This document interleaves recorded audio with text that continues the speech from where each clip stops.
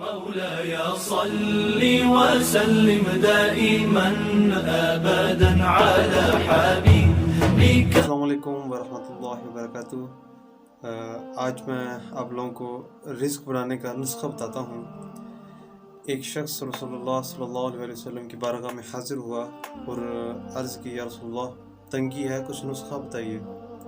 یا رسول اللہ تنگی ہے، کوئی نسخہ بتائیے. آپ صلی اللہ علیہ وسلم نے جب بھی کوئی نسخہ یا کوئی وظیفہ بتایا تو بہت چھوٹا، تو رسول اللہ صلی اللہ علیہ وسلم نے کیا بات ارشاد فرمایا، میرے دوست باوضو رہا کرو، میرے دوست باوضو رہا کرو، باوضو رہا کرو، باوضو رہا کرو. آج وضو کرنے میں ہمیں کتنی دیر لگتی ہے؟ سردیوں میں تو بہت آسان ہے، گرمیوں میں اس سے زیادہ بھی آسان ہے. گرمیوں میں ٹھنڈا پانی سہولت موجود ہوتی ہے، سردیوں میں جو ہے وہ اب تو گھروں کے علاوہ مساجد میں بھی یہ گرم پانی ٹھنڈا پانی موجود ہوتا ہے. تو یہ تو بہت آسان نسخہ ہے. میں قربان جاؤں رسول اللہ صلی اللہ علیہ وسلم کے، کیا انہوں نے نسخہ بتایا. اور یہ نسخہ آپ اور میں بھی کر سکتے ہیں. اور جب سے میں نے یہ بات سنی ہے الحمدللہ، تب سے میں بھی باوضو رہتا ہوں، اور اللہ کا بڑا فضل ہے. آج اپنے مسلمان بھائی یا کسی سے ہم سوال پوچھتے ہیں کہ کیا حال چال ہے، کاروبار وغیرہ کیا سلسلہ ہے، تو سب سے پہلے فرماتا ہے اللہ کا فضل ہے. کیا اللہ کا فضل یہ ہے کہ تمہیں تہجد کے سجدے نصیب ہو گئے ہیں؟ کیا اللہ کا فضل یہ ہے کہ تمہیں 5 وقت کی نماز نصیب ہو گئی ہے؟ کیا اللہ کا فضل یہ ہے کہ تمہاری زبان سے سچ کے علاوہ کوئی بات نہیں نکلتی؟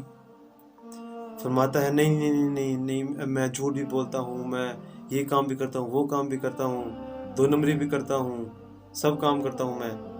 تو پھر پوچھتا ہے پھر اللہ کا فضل کیا ہے؟ کہتا ہے اللہ کا فضل یہ ہے کہ اللہ تعالیٰ نے مجھے دولت دی ہے اور عزت دی ہے، جبکہ یہ دولت ہوتی ہے نہ ہی عزت، یہ اللہ تعالیٰ کی طرف سے آزمائش ہے. میرے بھائیوں، اللہ کا فضل تو یہ ہے کہ ہمیں تہجد کے سجدے نصیب ہوں. اللہ کا فضل تو یہ ہے کہ ہمیں 5 وقت کی نماز نصیب ہو. اللہ کا فضل تو یہ ہے کہ جب بھی ہم اپنی زبان سے بولیں تو سچ نکلے، سچ کے سوا کچھ نہ نکلے. اللہ کا فضل تو یہ ہے کہ ہم آپس کے جھگڑے ختم کر دیں. اللہ کا فضل تو یہ ہے کہ ہم جو بھی آزمائش دیں اس میں کامیابی سے آگے نکلیں. اللہ کا فضل تو یہ ہے کہ ہم غربت میں برداشت کریں. اللہ کا فضل تو یہ ہے کہ اگر اللہ تعالیٰ میں دولت دے تو اس کو ہم آزمائش سمجھیں، نہ کہ اس کو عزت سمجھیں. اگر آپ رزق بڑھانا چاہتے ہیں تو اللہ تعالیٰ کا شکر ادا کریں، نہ کہ اس کی ناشکری کریں. صدقہ دیں، صدقہ دیں، صدقے سے مال نہیں گھٹتا. حضرت عبداللہ ابن مبارک رضی اللہ تعالیٰ عنہ فرماتے ہیں کہ ہمارے پر غربت کی آزمائش بھی آئی اور دولت کی آزمائش بھی آئی. غربت کی آزمائش میں سے ہم نکل گئے، لیکن دولت کی آزمائش میں سے ہم نہ نکل سکے. تو میرے بھائیوں، دولت کی آزمائش بہت ہی مشکل آزمائش ہے. یہ اللہ تعالیٰ کی طرف سے عزت نہیں ہے، اس کو عزت مت سمجھیں. یہ ایک سب سے بڑی آزمائش ہے ہماری، جس میں سے نکلنا، جس کو پاس کرنا اپنی زبان میں کہیں بہت ہی مشکل ہے.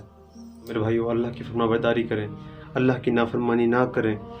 جس سے جھگڑا کیا اسے صلح کریں، جس سے لڑائی کی ہوئی ہے اس سے جھگڑا ختم کریں. اپنا دل صاف کریں، لوگوں سے محبت کریں، اور جھوٹ سے بچیں، جھوٹ سے بچیں، جھوٹ سے بچیں.